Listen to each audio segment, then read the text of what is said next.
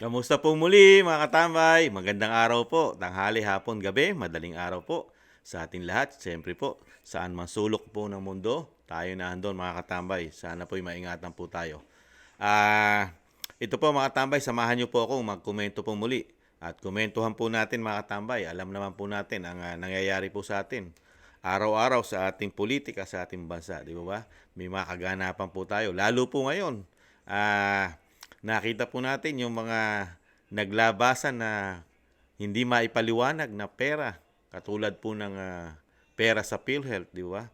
Yung mga pera na proyekto na tinatangay ng baha ay talagang questionable po yan sa ating mga Pilipino dahil po tayo po ay taxpayer mga katambay. Pero sa kabila nun, na marami pong tanong ang mga Pilipino at sa nangyayari po, lalo po sa ating kaperahan na hinahawakan po ng taong gobyerno, lalo ng pinakamataas pong niluklok natin sa ating bansa, ang Pangulo. Di po ba? At yung sinasabi po na pinaputok po ni Vice President na 2 tao lang ang umahawak ng pera at kumukontrol, ang speaker at ang saldiko. Pero sa kabila no, mga tambay, napakarami pong umuugong na kaperahan sa ating bansa. Bigla po, yan, naglabas po na naman ng survey po mga tambay. Survey, ang Okta Research Survey mga tambay. Dito po, pinakita po ng survey ng Okta na talaga po na ang Vice President na po ngayon ang sinasabing bumagsak ng napakalaki po ng kanyang approval at trust rating na at hindi na siya halos pinagkakatiwalaan po ng mga Pilipino raw ayon sa Okta mga tambay. Ibang klase po. Sa kabila po napakaraming questionable ang gobyerno lalo sa sinasabing pagtugon ng problema ng bansa, di ba? Kahirapan, kawalan ng trabaho at sinasabing korupsyon. Pero sa kabila nun, mas pinagkakatiwalaan pa po sila ayon sa survey ng Okta mga katambay. Unbelievable. Pakinggan po natin ang balita at komentuhan po natin mga katambay. Sa inilabas na non-commissioned survey ng grupong Okta Research, parehong bumaba ang trust at performance ratings ni Pangulong Bongbong Marcos at Vice President Sara Duterte. Statistically unchanged ang tawag ng Okta saan ito'y bahagyang pagbaba ng ratings ng Pangulo. Pero significant o kapansin-pansin daw ang pagbaba ng rating ni Duterte nitong Setyembre. Bagamat karamihan ay nagsabing tiwala pa rin sila sa Vice Presidente, pero bumaba ito sa 59%. 6 percentage points na mas mababa kumpara sa 65% noong Hulyo. Base sa mga nakaraang survey ng Okta, downward trend o pababa ang trust rating ni VP Sara mula March 2023 kung kailan nakakuha siya ng 87%. 69% naman ng mga respondents ang nagsabing tiwala sila kay Pangulong Bongbong Marcos. Bahagyang mas mababa kaysa sa 71% noong second quarter. Pero ayon sa Okta, pasok daw ito sa margin of error na plus-3%. Karamihan din sa mga respondent ang naghayag ng pagtitiwala kina Senate President Francis Escudero sa trust rating na 67% at kay House Speaker Martin Romualdez na nakakuha ng 61%. Bahagya namang tumaas ang trust rating ni Chief Justice Alexander Gesmundo sa 15% mula 13% nitong Hulyo. 8 percentage points naman ang ibinaba ng performance rating ni Duterte na nasa 52% kumpara sa 60% na rating niya noong second quarter. 66% naman ang nagsabing nasisiyahan sila sa pagganap sa tungkulin ni Pangulong Marcos. Bahagyang bumaba mula sa 68% noong Hulyo. 65% naman ang nakuha ni Escudero. Mula naman sa 63% nitong Hulyo, bumaba sa 62% ang mga nagsabing nasisihan sila sa pagganap ni Romualdez, habang tumaas naman sa 14% ang performance rating ni Gesmundo. Si Escudero nagpasalamat sa tiwalang ibinibigay sa kanya at sa Senado. Patuloy daw niyang pagbubutihin ang pagsisilbi sa bayan kahit mataas o mababa man ang resulta ng survey. Sinusubukan pa naming kunin ang reaksyon ng iba pang opisyal. Ayan po mga tambay, nakita nyo po. Nagpapasalamat po ang mga politiko sa survey po mga tambay. Dahil nananatili po ang tiwala ng survey sa kanila, lalo na Okta. Ito po yung numero, tingnan nyo po. Ganyan po ngayon ang numero Nakita niyo po ang survey po ng Okta survey, mga tambay. Nakita. Yan po mga tambay, ang approval and trust rating po ng matataas na opisyal po sa ating gobyerno. At tuwan-tuwa po rito ang mga nasa gobyerno, lalo-lalo ang Senate President, syempre po. At ang Speaker, at syempre po ang Pangulo, kahit sabihin na daw bumaba ng konti, pero pinakamababa na po sa kanilang lahat ang Vice President Sara Duterte, mga tamay. Naniniwala po ba tayo dito sa mga survey po katulad ng Okta Research Survey? Una-una po hindi naniniwala dyan si Kamano. Malabo pa sa sabaw ng pusit yan. Sabi ng isang convicted ng child abuse, Franz Castro. Nakita nyo po, pinalabas po ng Okta itong September. Di ba? Ang galing po ng timing, di ba mga tambay? Hindi nyo po ba napapansin? Yung timing, yung sunod-sunod po ang lumalabas pong issue. Lalo naglabas po, di ba? Naglabas ang Supreme Court ng TRO dito po sa pera na kinuha po ng administrasyon po sa pangunguna po ng Secretary ng Finance na si Ralph Recto, di ba? Yung paglipat po ng hindi bababa sa 90 billion, mga tambay, di ba? Kailan lang po yan? Tapos yung pumutok po ng issue na pinaputok po ng mga senador, yung flood control project nila na napakalalaking numero na wala pong nakita po ang mga Pilipino. Kung hindi po, nilubog po halos ang Luzon, mga tambay, dahil sa flood control po yata. At napakaraming pera po nun. Hindi bababa sa 1 bilyon ang gastos ng araw, mga tambay. Timing na timing ang paglabas ng Okta, mga tambay. Sa kabila po nung ganong kalalaking issue na hindi naman po tinututukan ng mainstream media, pero nakatutok po ang mainstream media saan po? Sa pagbaba po ng survey ng Vice President. Kisa ron po sa issue na pera ng taxpayer. At ito po, napaka-proud po sila. Sa kabila po napakarami pong issue nila sa kaperahan, lalo pong institusyon ng Kamara at Senado na hindi po nila maipaliwanag at hindi po nila tinatapik sa taong bayan ang kanilang MOOE, yung kanilang extraordinary expenses na liquidation by certification lamang po ang kanilang gagawin para sa COA, mga katambay. At yung kanilang pondo na binibigay po natin galing sa ating taxpayer ay wala rin pong public hearing, mga katambay. Pero sa kabila nun, mas pinagkakatiwalaan po sila ng survey sa pangunguna po ng Okta Research Survey, mga katambay. Ibang klase, di ba? Ito po, ang approval at trust rating po ng mga politiko. Pinagkakatiwalaan po ito ng Okta, hindi po ni Kamanong. Hindi po nagtitiwala si Kamanong dito sa survey po na ito at sa mga survey po sa ating bansa.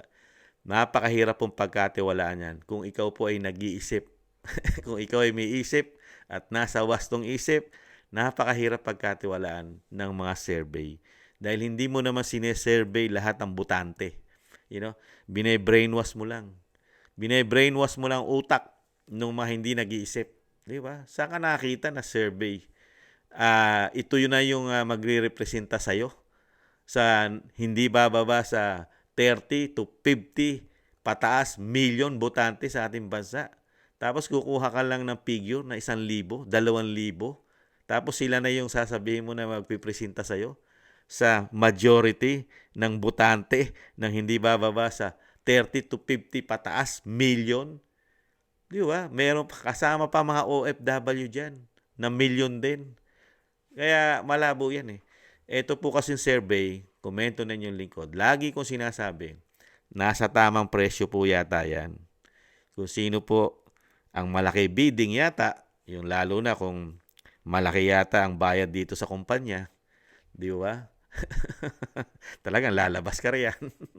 Di ba? Katulad po nito, bumaba daw po ng konti ang approval at trust rating ng Pangulo. Ito po, meron po siyang 66% ang kanyang approval Tapos ang kanyang trust rating ay 69%, di ba? Nasa 60 plus pa. At ang sumunod po sa kanya ay ang speaker, mga katambay. Ang speaker na po ang sumunod sa pagtaas po speaker na. Pangalawa na po, ang speaker po ay nakakuha ng 65% approval at ang kanyang trust rating ay 67, mga katambay. Tingnan niyo po, yung dating kulelat na sila rin na nag-survey noon. Nakulelat daw po sa survey nila ang speaker, pero ngayon pangalawa na po. Tapos pumangatlo na po ang Senate President. Silang tatlo po, mga dabarkads, mga barkada po nila. Ang Escudero po ay 62%, ang approval as 61% ang trust rating. Kulelat na po. Kulelat na po ang Vice President na talagang sa puso ng mga Pilipino, mga OFW, siya na lang ang pinagkakatiwalaan ng majority ng Pilipino, pero hindi kasama sa tiwala po sa Vice President ang mga survey company sa ating bansa. Nada. Ang ating Vice President po, ang approval po ay 52%. Nasa 50 na lang po. Line of 50 na lang po. Yung tatlo po, nasa 60 na po. At ang kanya pong trust rating, ang ating Vice President daw po, ayon sa Okta Research Survey, ang kanyang trust rating sa ating mga Pilipino ay 57% na lang po, mga kababayan ko. Siya na po yung pang-apat. Siya na po yung pinakamababa doon sa sinasabi po natin, Presidente, Vice President, Senate President, and Speaker of the House. Mga katama, siya na po yung huli. Siya na po yung nakakuha ngayon ng 52. Sa kanila, survey nila, 52% ang approval at ang kanyang trust rating ay 57. Grabe, no? Yung tatlo, line up 60. Yung tatlo, Presidente, Senate President, at ang Speaker of the House, mga katambay, ibang klase, no? Timing na timing, di ba? Timing na timing sa mga issue po lumalabas at natutuklasan. At ito po'y sumasabog. Hindi po ito sumasabog itong mga issue na ito sa mainstream media. Puro social media lang po ang nagpapakalat po at nagsasabi po ng mga nakikita pong problema lalo sa paghawak ng kaperahan na ng bagong Pilipinas nila, mga katambay. Ibang klase. Pero pagdating sa mga survey company, pinakamagaling, pinakapinagkakatiwalaan ng mga company ng survey, mga katambay. Marami po yan. Meron pa nga, di ba po, nakaraang nag-survey po yung tanghiri nila. Kasi yung tanghiri nila, maganda rin yung survey para sa kanila. Yung tanghiri. Ngayon naman, Okta. Di siyempre, hintay na naman natin yung mga survey naman. Marami yan di ba? Yung mga survey na yan, marami po yan. Nandiyan pa SWS, di ba? Ano ba? Marami pa, susunod na survey yan. At least dalawa na. Nakita natin nung nakarang mga linggo, ang tanghiri nila. Tapos ngayon, ang Okta. Tingnan naman po natin, mga tambay, kung ano namang survey ang lalabas. Para po, kasi yung survey po ngayon, talagang proud na proud po yata ang ating mga survey company, mga kababayan ko, sa performance po ng bagong Pilipinas. Nakita nyo po, mga katambay, ang proyekto po, magtatatlong taon na po ang proyekto. Nakita nyo po. Nakita nyo po ang mga proyekto ng pamahalaan. Kilalaki po ng proyekto, mga katambay. Halos nasasakop po ang proyekto ng Pilipinas sa dami ng proyekto ng Pangulong Marcos Jr., mga katambay. Bilihin nyo po, yung unang proyekto niya, nasakop po ang buong Luzon. At napunta rin po ng Bisaya hanggang Mindanao ang kanyang napakalaking proyekto. Ano po yon? Yung pagbaha po sa ating bansa, flood control. Biruin mo, napakalaking proyekto po nun. Isa pa lang yon. Biruin mo, sakupin mo ng pagbaha ang halos Pilipinas. Aba, ikaw lang nakagawa nun. Yung ganong proyekto. Di po ba, mga katambay? At ginastusan po yon ng napakalaking pera, mga katambay. Yung mga flood control na yan. Di po ba? Dahil nga po, may mga numero po yan At yan po, may budgeting po yan. Yung mga sinasabi nga po natin na yan. Hindi po basta-basta pera po ang nilalagay po diyan ng taong bayan. Ang pera po natin na talagang Hindi mo matatawaran po sa laki. How many billions of money po ang nalalagay po dyan na hindi po natin malaman kung paano po paano po nila ginagawa. Bagay, meron na po kasi sinabi si Kamanong, di ba? Kasi nung magproyekto po sila, nung pag-upo po yata ng bagong Pilipinas, di ba? Sinama rin nila sa proyekto yung sinasabi nga po ng mga Pilipino na umuugong-ugong na chismis. Ano po yon mga katambay? Kasama rin daw po ang ginawa po nila sa proyekto po nung sinasabi nga po ng mga Pilipino yung kanilang marites o yung mga sinasabi daw may tolits pa. Sinama raw po sa proyekto nila na ginawa rin kasama raw po ng flood control. Nung ginagawa raw po yung flood control na tinangay ng baha. Kasama rin daw po sa proyekto yung mga naglalakihan daw pong bagong Bolt. Yan po ang sinama nila sa proyekto. Nung gumagawa po na hindi maipaliwanag na flood control, sinama na rin po sa proyekto ang paggawa po ng mga politiko daw po ng mga kanya-kanyang mga matitibay. Hindi kayang lubugin ng baha. Hindi kayang masira kahit anong dilubyo ang dumaan po sa bansa. Yung pinagawa po daw nilang napakatitibay at napakalalaking Bolt, mga tambay. Ito po, kasi pinaghandaan daw po kasi ng mga politiko natin ngayon, yung 6 na taon na proyekto po nila. Pinaghandaan po, kaya po talagang pinalakit, pinatibay nila daw po ang kani-kanilang Bolt. Kaya yan po, mukhang pati po yata ang mga survey company natin, mga tambay, meron na rin po yata ang Bolt na ginawa. Hindi kaya sila namamantikaan din, mga tambay. Nung galing sa Bolt, nagtatanong lang po. Kaya po, ito po mga tambay, naniniwala po ba tayo sa mga survey na ganito? Sana po mga kababayan ko, mga katambay ko, sana, mag-isip-isip din po tayo kasi bine-brainwash po ang mga utak po ng mga Pilipino dahil malapit na po botohan, di ba? At ito po ay sa tingin po ni Kamanong, komento ni Kamanong, kasi kaya po nila madalas na ilabas ang survey, di ba? Sunod-sunod na po may part po kasi ng politics talaga yan, di ba? Dahil malapit na ang botohan. Siyempre, lahat ng papabor, lahat ng papabor i-endorso ng mga Duterte.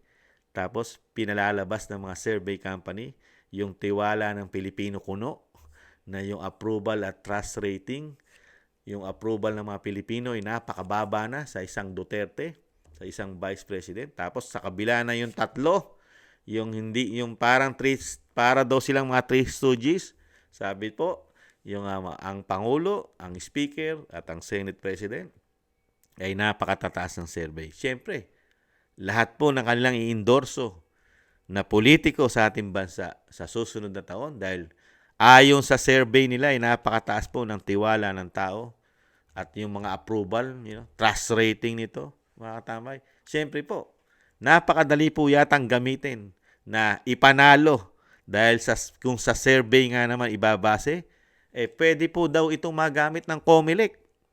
Mga katambay, pwede daw pong magamit. Meron daw pong pwedeng gamiting dayaan dahil nga ang kukunin daw figure ay pwede pong sabihin ng COMELEC daw na mataas ang mga approval at rating niyan.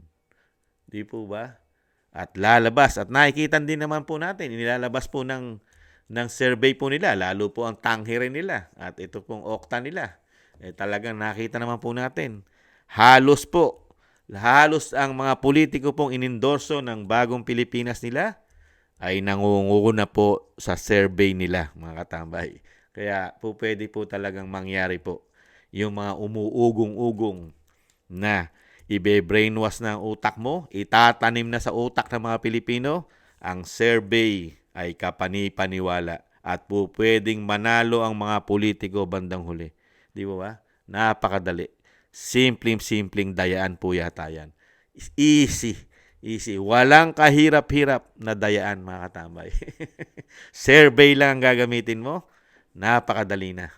Pero sana maging matalino na po tayo. Huwag na po tayong magpaluko, lalo po sa mga survey. Huwag po nating, huwag po nating yung ating tiwala, yung ating nakikita sa gawa. Tingnan po natin ang trabaho ng mga politiko. Ano po ba ang ginawa nilang paglilingkod sa atin ng 3 taon, mga congressman? At ganun din po ang 6 na taon ng mga senador. At syempre po sa mga LGUs natin, napaka-importante po yan. Ano po ang natatrabaho po sa inyo? Sa atin, ng mga gobernador, tatakbo po yan eh. Di ba? Ang mga mayor natin, anong klase po ba silang mga politiko? Di ba? Mamili po tayo ng tama at huwag po tayong umasa sa mga survey company. Dahil tayo po ang mahihirapan diyan. Tayo po ang malalagay sa mga bingit na alanganin ng 3 taon, 6 na taon na walang lubay na para silang unlimited yata sa korupsyon, mga katambay. Kaya ito, good luck na lang po.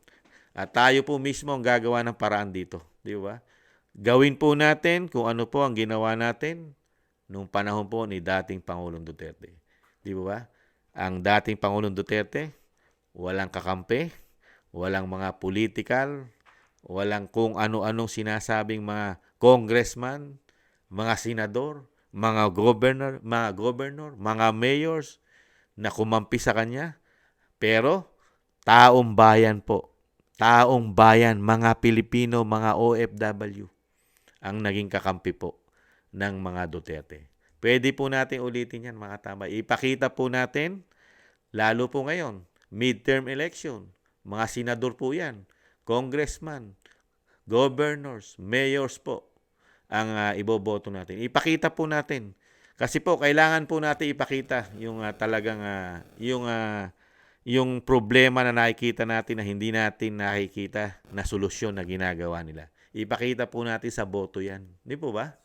Kasi po, pagka nanalo po ang lahat ng inendorso ng Pangulong Marcos sa midterm election, mahihirapan po ang Pilipino dahil magagawa na po nila lahat ng gusto nila eh.